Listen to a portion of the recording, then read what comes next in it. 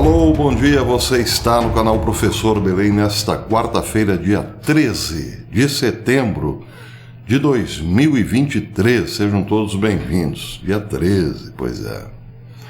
Meninos, eu vi com esses olhos que a terra haverá de comer e ouvi com esses ouvidos que terão o mesmo destino. Pois é, algo inacreditável. Pelo menos para mim, que sou novo, neófito, eu ouvi de Josias de Souza, pasmem, do UOL, uma reclamação a Lula. E também outros naquela bancada do UOL reclamando de uma frase de Lula, dita lá no outro lado do mundo, no dia 11 de setembro, na Índia, mais propriamente. Lula estava no G20, lembram? Pois é. E disse lá do G20 que se Putin viesse ao Brasil, não seria preso. Putin poderia vir tranquilamente ao Brasil e estaria tudo jóia. Acontece que Putin está sendo buscado pelo Tribunal Penal Internacional por crimes contra a humanidade. E aí, bem, numa saia justa, Lula disse que não se lembrava do Brasil ser signatário desse tal Tribunal Penal Internacional. E aí, meus queridos amigos, pasmem novamente, a esquerda ficou irritadíssima com a frase de Lula. Como assim? Lula não lembra do Tribunal Penal Internacional? Que é isso, Lula? Putin é um malvadão, não pode falar isso não. Você está se colocando contra o Tribunal Penal Internacional, etc, etc, etc. Bem, histerias à parte, o fato é que Lula estava mandando um recado que ninguém entendeu. Lula, convenhamos, eu sou neófito, mas Lula não é. Lula sabe muito bem da existência, do porquê e o que é o Tribunal Penal Internacional. E não estava dando uma de Joe Biden, o malucão da hora. Não. Ele estava assim mandando um recado, repito, que ninguém entendeu, mas eu já explico o que era o tal recado. Antes, quero mostrar algumas imagens aos queridos amigos. Vocês estão vendo aqui, estou na RT News, um encontro, uma visita do menino maluquinho Kim Jong-un a Vladimir Putin, lá no Kremlin. Diz o RT News que, no início das negociações com o presidente da Rússia, Vladimir Putin, no cosmódromo de Vostokny, extremo oriente russo, o líder da Coreia do Norte, Kim Jong-un, declarou na quarta-feira, hoje, que Pyongyang estará sempre ao lado de Moscou na luta contra o imperialismo. Bem, Kim Jong-un, inclusive, deu uma volta numa limusine russa, ficou encantado, ao lado de Vladimir Putin, claro. Foi recebido com honras de chefe de Estado.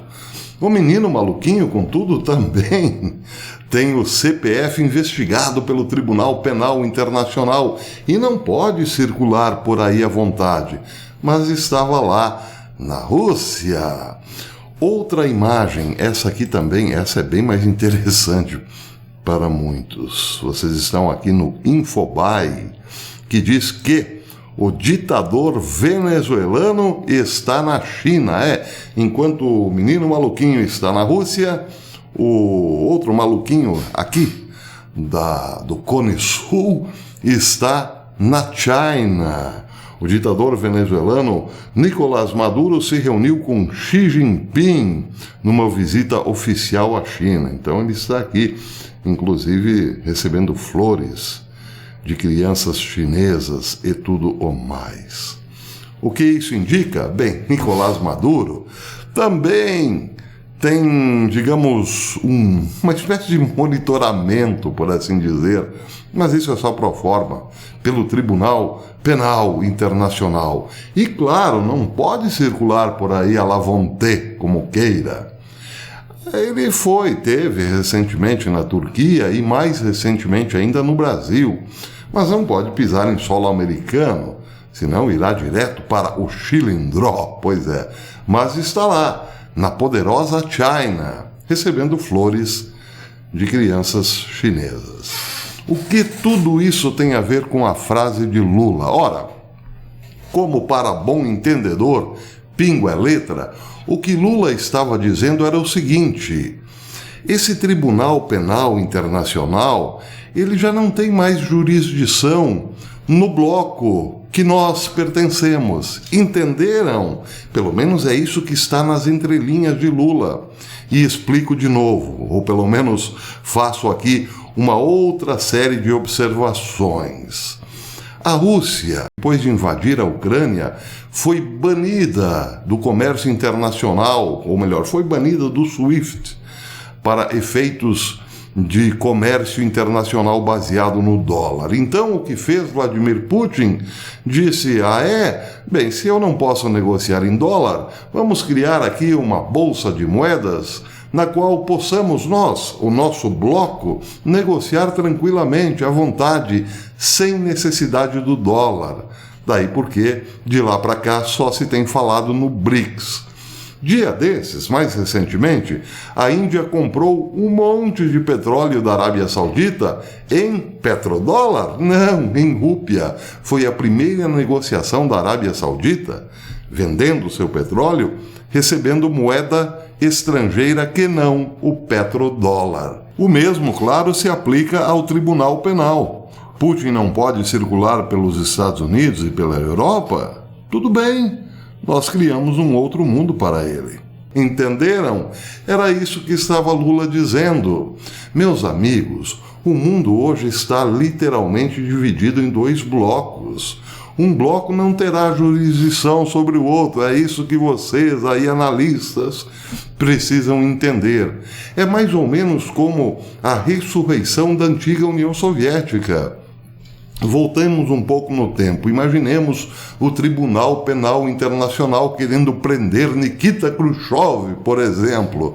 Daria certo? Não, não daria. Ficaria apenas um blá blá blá pró forma para efeito midiático, sem nenhuma possibilidade prática, por assim dizer.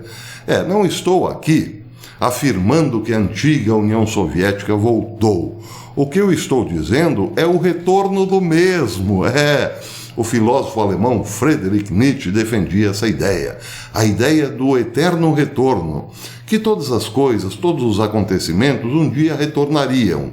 Iguais ao do passado? Bem, não exatamente iguais. Ele falava em retorno do mesmo. Diferente, porém o mesmo. Agora deu um nó. Como assim? Como entender diferente, porém o mesmo? Basta pegarmos 2 folhas de papel sulfite em branco para entendermos o que dizia o filósofo. Uma folha de papel sulfite não é igual à outra, mas é a mesma. Se ambas estiverem vazias, claro, sem nada escrito, entenderam? Uma folha é diferente da outra, porém a mesma. É isso que dizia o filósofo Friedrich Nietzsche.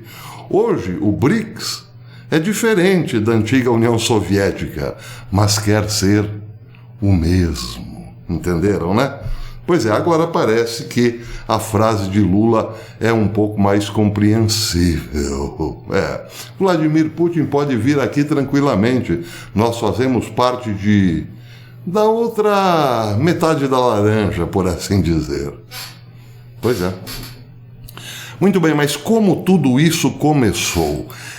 Há algum tempo atrás, logo depois da Rússia ter invadido a Ucrânia, eu defendi aqui nesta bancada que a Rússia não estava invadindo a Ucrânia porque sim, porque o Vladimir acordou com o ovo virado, como se diz aqui no interior. Eu estou de mal com a vida, hoje vou invadir a Ucrânia. Não, eu dizia que Putin estava sendo provocado pela OTAN desde 2014, lembram disso?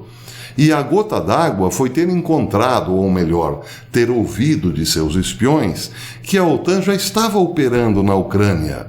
Muitos militares da OTAN tinham escritórios dentro das Forças Armadas ucranianas. E também aquela história dos laboratórios de ganho de função. Então Putin disse: basta, acabou a brincadeira. Vou tirar a OTAN de perto. Vou defender a Rússia. Vou defender principalmente o leste da Ucrânia, onde lá vivem muitos russos. Eu, inclusive, falei isso no Jornal da Cidade Online, num programa com Camila Abdo, e perdi muitos inscritos naquela época. Como assim, professor? Putin invadiu porque é malvado, porque é um criminoso. Bem, era preciso encontrar ali, naquela histeria, no meio daquela histeria, os reais motivos da entrada da Rússia na Ucrânia.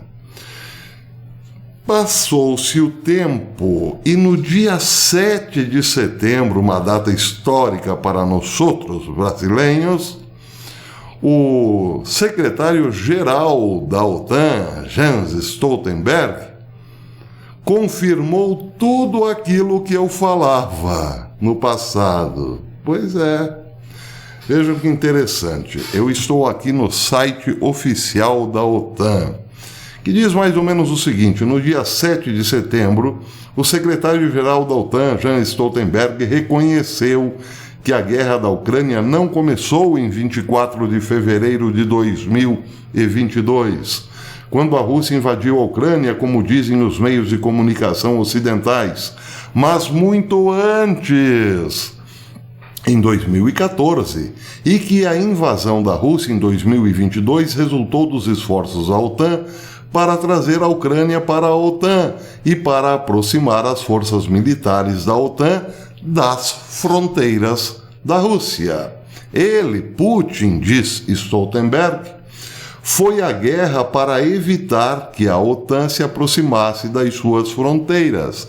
É o secretário-geral da OTAN quem está dizendo isso.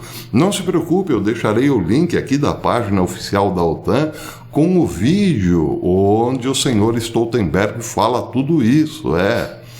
Dá exatamente a prova daquilo que realmente aconteceu. Vou deixar aqui na descrição do vídeo, que fica logo abaixo da minha belíssima e estonteante figura.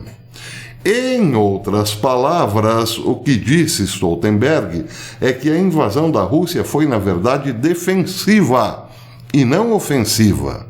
A invasão da Ucrânia por parte da Rússia, disse Stoltenberg, foi defensiva. Presta atenção, você que reclamava das minhas análises.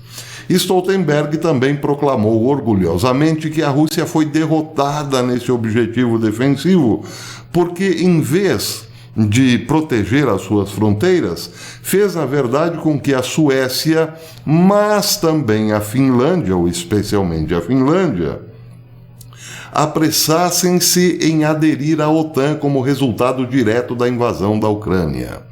Stoltenberg estava tão orgulhoso de ter transformado em pó o objetivo de Putin de tornar a Rússia mais segura, que repetiu muitas vezes que a OTAN tinha feito exatamente o oposto do que Putin estava a insistir. Pois é, Putin queria defender as suas fronteiras, era apenas uma questão de defesa, invadiu a Ucrânia, só que o tiro saiu pela culatra, porque Suécia e Finlândia aderiram à OTAN e agora também Polônia, ele não disse isso, mas eu digo, Polônia está armada até os dentes, então aquela ideia de se defender não saiu bem como Putin queria, porque agora, existem mais aproximações sucessivas da OTAN do que antes. Será? Bem, Stoltenberg, então, estava claramente orgulhoso de ter supervisionado a frustração da necessidade da Rússia de se defender contra um possível ataque nuclear da OTAN. Agora vem o mais, digamos assim, condenável ou nauseante das palavras de Stoltenberg. Presta atenção. Stoltenberg reconheceu que essa guerra tem sido boa para a OTAN, porque está forçando os países membros a aumentarem as suas despesas em armas militares e está, assim, forçando a redução das despesas dos países membros da OTAN noutros assuntos com os quais os eleitores normalmente se preocupam mais, como, por exemplo, infraestrutura, saúde, educação. Não. Para que dinheiro nessas áreas? Vamos colocar dinheiro em armamentos da OTAN. Isso sim é que é legal, segundo Stoltenberg. A guerra foi boa para aquele setor. Pois é. Nauseante, não é mesmo? Então, digamos assim, uma síntese de tudo isso. A OTAN provocou, até que finalmente Putin entrou na Ucrânia. Só que daí, o que Washington queria, banir a Rússia com sanções no mercado internacional, também foi um tiro pela culatra, porque ressurge o BRICS na prática. Finalmente na prática, como uma alternativa para o poder econômico de Washington. E é claro, Stoltenberg também tem razão. Boa parte dos países europeus membros da OTAN passaram a investir mais, todos de olho na Rússia, com adesão inclusive de Suécia e Finlândia, colocando o mundo na beiradinha ali da terceira G mundial. Seja como for, o que fica aqui então das palavras de Lula comprova-se na prática. Putin pode ir tranquilamente para qualquer um dos países do BRICS, porque esses países certamente não reconhecerão o Tribunal Penal Internacional. Ele deu uma de esquecido, mas sabia muito bem o que estava falando. Bem-vindos, senhores analistas, ao mundo bipolar, ao mundo dividido ao meio, tal como foi lá no tempo da Guerra Fria. Precisamos entender isso quanto antes para saber onde estamos, o que estamos fazendo e para onde estamos nos encaminhando. Hoje, voltando no passado, seria o mesmo que dizer: o Brasil faz parte, sim, da URSS, a antiga União das Repúblicas Socialistas Soviéticas. Só que diferente, a mesma, mas diferente. Para terminar, minha querida amiga Solange Morrone, que mora em Tampa, lá nos Estados Unidos, me mandou ontem essa notícia alvissareira. O presidente da Câmara dos Representantes dos Estados Unidos, Kevin McCarthy, informou ontem, terça-feira, dia 12, que determinou que os comitês da Casa abram um inquérito formal de impeachment do presidente norte-americano Joe Biden.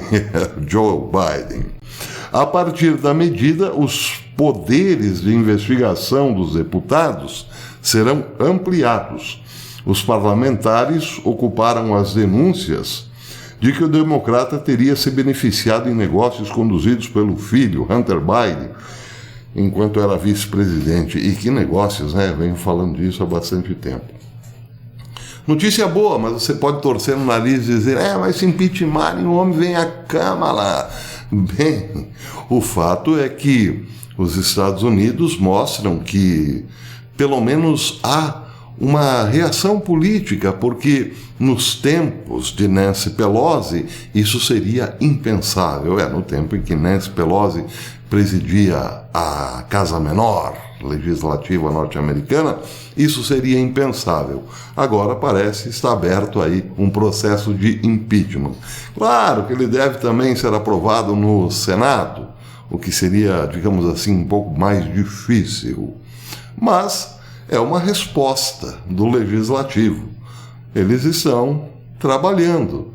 Isso quer dizer, digamos, em alguma medida, que ainda há uma certa esperança na América. Ela não virou ainda totalmente uma república popular dos Estados Unidos. Vamos aguardar. Também pode ser tudo teatro, né? Vamos aguardar. Por enquanto é isso, mas quero, antes de me despedir, mandar um grande abraço para o meu amigo Bessol, do canal de Brasília. O Bessol me perguntou ontem o que eu achava, se o BRICS tinha condição de rachar. Tem condição de rachar, se, eventualmente, Rússia e China desmancharem a amizadinha, por assim dizer, o que é muito difícil.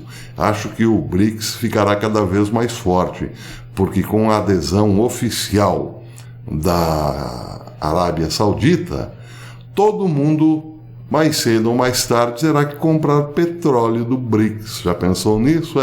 Daqui a pouco jamais se falará em OPEP, a se referir ao petróleo.